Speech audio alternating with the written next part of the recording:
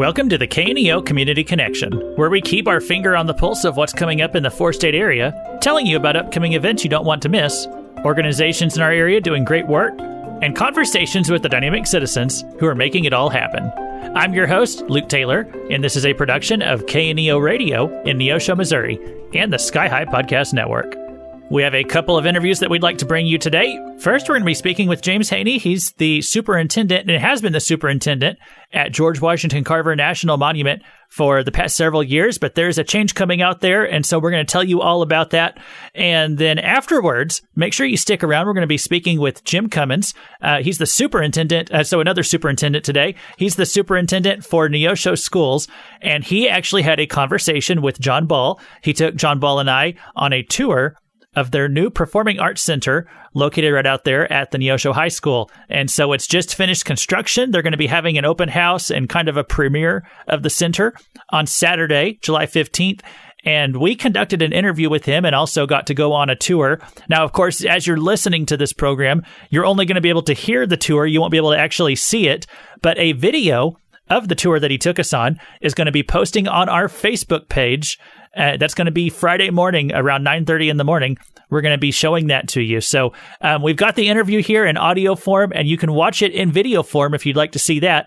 That'll be tomorrow morning, posted on our Facebook page, Friday, July 14th. And of course, you can see it for yourself on July 15th. We're going to tell you about all that coming up. But first, we're going to be speaking with James Heaney. He's the superintendent of George Washington Carver National Monument, and saw some news here just in the paper recently that he's going to be stepping down after 15 years of being the leader over there at GWC. And so, hey, James Heaney, thanks for joining us on the phone to talk about that today. Oh, it's a pleasure to talk to you and your audience. Thanks for having me on. Well, I just had a great conversation with you about Carver Day, and we took our boy out there, had a great afternoon out there last weekend. So, it was a good time. And then I look in the paper and I see that you're stepping down here pretty soon, but you've been there for 15 years. And so I just thought I might give you a call and talk about that because you've been kind of a staple of the community for a while. And so tell us about what it was that brought you out to GWC in the first place. Well, at the time that the position became available, I was working as a site manager along the Selma to Montgomery Trail down in Alabama. The Selma to Montgomery Trail traces the route of the Voting Rights March in 1965. So I got to work with, many of those civil rights veterans. It was a very cool job. But in 2008, there were actually several positions, several superintendencies that became available here in the NPS Midwest region. And I actually applied to 4 parks at the same time. And I actually interviewed for another park, but they thought I would be very suited for Carver as well. So they offered me the position. And I think part of the reason why is some of the partnership work that I did along the Selma to Montgomery Trail, as well as partnership work in other parks that I've been at. Also, coming from Selma, we did a lot of work with Tuskegee Institute. And, of course, your audience who's familiar with Carver know that Carver spent about 47 years of his life at Tuskegee. So I knew the Carver story pretty well, and, of course, built on that knowledge since I've been working here. Yeah, well, and one thing I'd seen in the write-up in the paper is that most park superintendents, they usually stay for about 3 to 5 years, but you've been at GWC for quite a bit longer than that. Yes, I have. Almost 15 years. It would have been 15 years in December. And really that kind of varies. A lot of the superintendents I've worked for, they're usually superintendents for about 3 to 5 years. But that can vary. I've known some superintendents who've been at parks for 25 years. I've known some that left after a year. It really varies on the park and the individual. Yeah. Well, so what was it about George Washington Carver National Monument that made you want to stick around for so long? Certainly the Carver story. I mean, it's incredibly inspiring. Mm-hmm. It's a very inspiring story. It's also a very complex story. I mean, when we're introduced to Carver as a kid, we're told a very somewhat simplistic view of Carver as the wise and affable peanut man who came up with all these great uses for the peanut and everything. Yeah. But when you explore Carver as an adult, you really get a sense of how complex his life really was and how admirable his work was. And it's just amazing what the man accomplished, especially considering all the obstacles to racism of the time period. But Carver's story is a great one. This is a man who really dedicated his life to alleviating poverty. So I was definitely drawn to the Carver story. I had worked in Missouri before, years ago, at Ulysses S. Grant National Historic Site in St. Louis. So I enjoyed my time in Missouri the first time around and, had no trouble convincing myself to move back. It's a wonderful state. People are so incredibly proud of their history here. Mm-hmm. Oh, yeah, definitely. Well, and now you've been a part of that history for a while here. And there was something I was wanting to ask you about as you were talking, because you mentioned this acronym earlier, NPS. So is that National Park Society? What does that stand for? Oh, that's National Park Service. National Park Service. Okay. And so it's the agency within the government, within the U.S. Department of the Interior. Uh-huh. And we oversee over 400 national parks in our country. Okay. And these are all areas of nationally, sometimes internationally, significant natural resources and historical resources. Okay. So some other national parks that are very well known, of course, are Yellowstone, the Grand Canyon.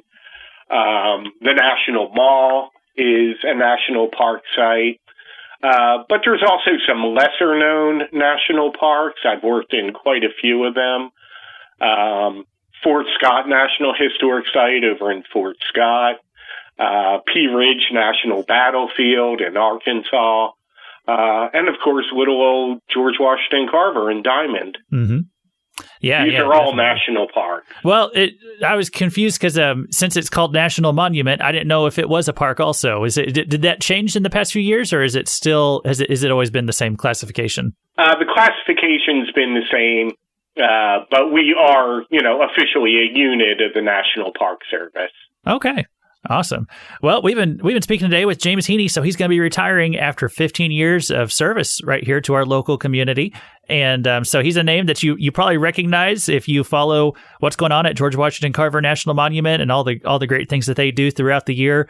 And James has been a part of that for quite a while. And so we're grateful we have had his time and been able to speak to him. And what's next for you, sir? Are you going to still live in this area, or do you think you're going to be moving away? I really like it here. I mean, this area is incredible. First of all, it's beautiful. I love the Ozarks. Mm-hmm. So I want to take advantage of totally exploring this region for the next couple of years. My longer range goal would probably be to move back to the East Coast, because that's where I'm from. I'm from Pennsylvania. But for now, I'm perfectly happy staying here. My wife enjoys it here, too. And, there's so much to do, and there's an incredible community support here. Not just for national parks, but also for other nonprofits. This is a very charitable, very giving area. Mm-hmm. So we enjoy settling down here for a little bit, maybe eventually moving back to the East Coast.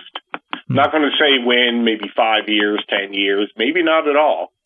But I'm just going to really enjoy my time here. Well, yeah, you just get the freedom now to take your time and decide what you want to do. And but hey, we're exactly. I'll probably see more national parks being retired than I have working. Yeah, it's also a chance to explore the country a bit.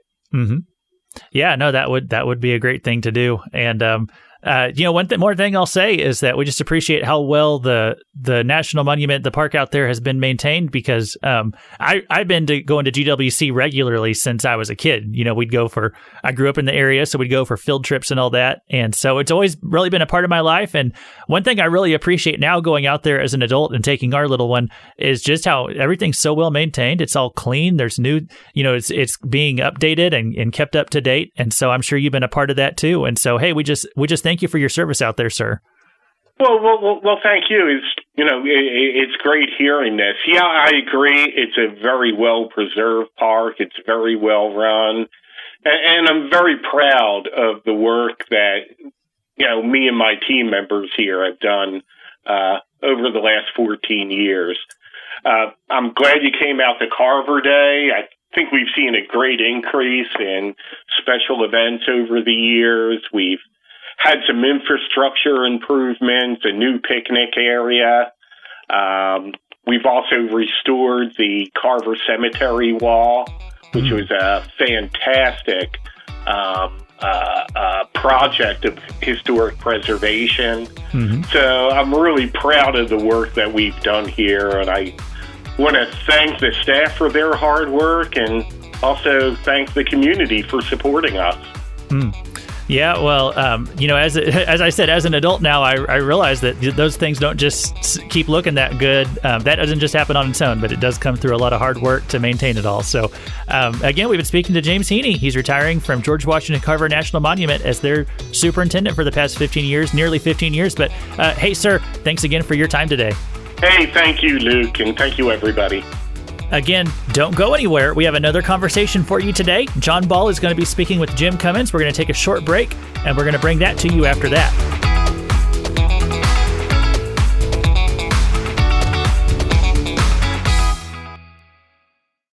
For 60 years, Crowder College has been empowering students to soar to new heights, from agriculture to education, to business, sports, and the newest technologies. Crowder always has something interesting going on. I'm Adam Winkler of KNEO Radio. Join me each week as I talk to a different person from Crowder College about what's been happening and what's coming up next. It's the Insider's Guide to all things Crowder. Subscribe today to the This Week in Crowder College podcast, available from the Sky High Podcast Network.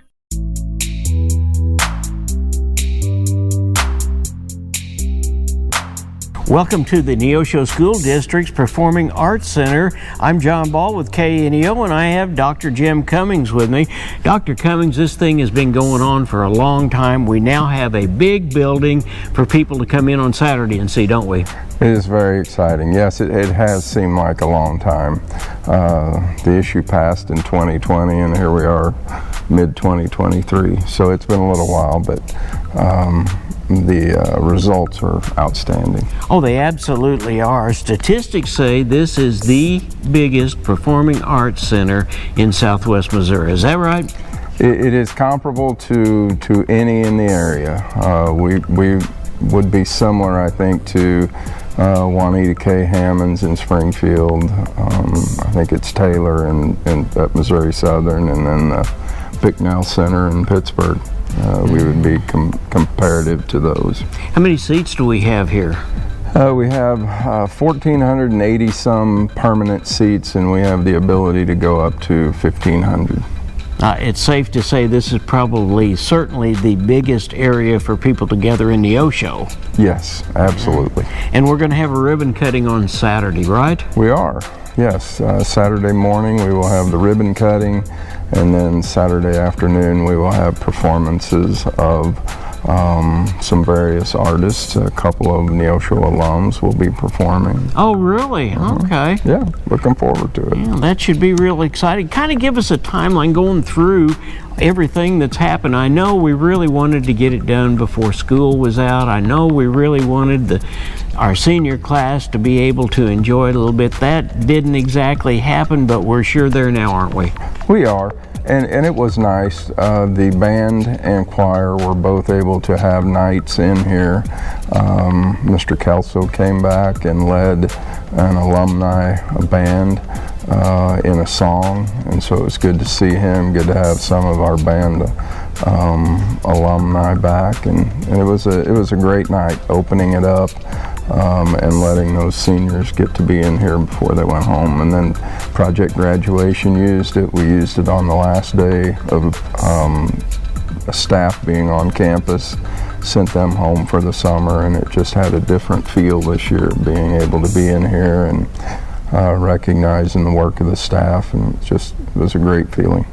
There's so many things that have happened to the Neosho School District, thanks largely to the patrons and their desire to be forward-thinking and have that same vision that you had, that is really making the Neosho School District to stand out among schools.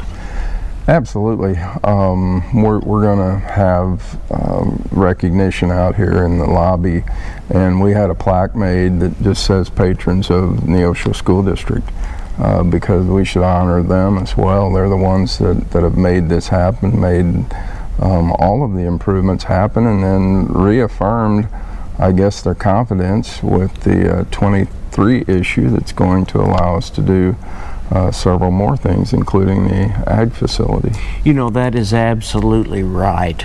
When patrons vote, and this is the old politician in me, when patrons vote, it doesn't matter what the program is, it doesn't matter how important it is, they're voting on their confidence of the leadership, and that's exactly what the patrons of Neosho and Neosho School District, which encompasses Neosho and a part of Newton County, have said, and they're ready to do that. And before it's over with, we're going to have a state-of-the-art FFA facility, aren't we? We are, and I think it's just the board has been very committed from the beginning of the projects to do exactly what we said we would do, and it became a little bit of a challenge when we passed the issue in 2020. We had, speculated on costs as far back as into 2019. And then here we are finishing the project in 2023, post-COVID, price escalation, all of that. But the board stuck to, we're going to do what we said we were going to do, and we've had to make some sacrifices with reserves and various ways, some fundraising, to make it exactly what we said we would do. And I'm sure that every person to a T is going to be so proud of having this facility out here. It's something to look at. And the very first question was, and we pulled in a while ago, what about Senior Hill? It's still there. It's still intact. My granddaughter, who graduated this year, got to put her name up on Senior Hill. That was asked often, and it was made clear from the beginning that whatever modifications we did, we still wanted to be able to paint it, and students did. Jim, the planning for this facility took a lot of time and effort in order for it to be really flexible. Can we talk about that for a minute? If we had a group come in and there's an orchestra, or there was some sort of a Broadway play coming in, they had their own orchestra, what do we do? Sure. Yeah, a couple of things. First of all, we had quite a bit of community input that really wanted us to be able to host those type of shows. People that had orchestras, people that had sets that required a higher fly loft. And so what we did was, the fly loft is about 48 feet. We were told by theatrical consultants that would be appropriate for about 50% of all traveling shows, Broadway type shows. So we could get significant shows here. And then this is our orchestra pit that will be covered most of the time. However, if we have an event, either a school play, maybe a musical, they have an orchestra, or group coming in, then all of this can be taken off, and we have a traditional orchestra pit here. And the Slinkard family were kind enough to make a nice donation in the naming of the orchestra pit, and that helped us. You know, one of the things that we've found out is when there's a need, the people of the Neosho and surrounding area come in, and they're very, very generous, aren't they? Absolutely, yes. Well, Jim, the actual production of what's going on is downstairs, but this is the light area, right? Correct. Yeah, the sound booth is down kind of in the middle area, and then this is where all of the lighting is handled. They had one of the gentlemen here that installed it. We were in here and they were playing with it, and it can do all kinds of things. I see. Now, tell me about who do we get to run this equipment? Yeah, so we've had one training. We will have another one. And I would suspect over time we will continue to try to get community people and staff members that want to work after hours trained up on how to run this equipment, so that when we have people rent the facility that don't bring their own professional technical people, that we will be able to provide people that they'll basically rent the facility and rent that person, so that we can make sure that we're taking care of the equipment and the things that the community has purchased, and at the same time allowing other entities to use the facility. And it gives people that enjoy this type of work an opportunity to earn a little extra money.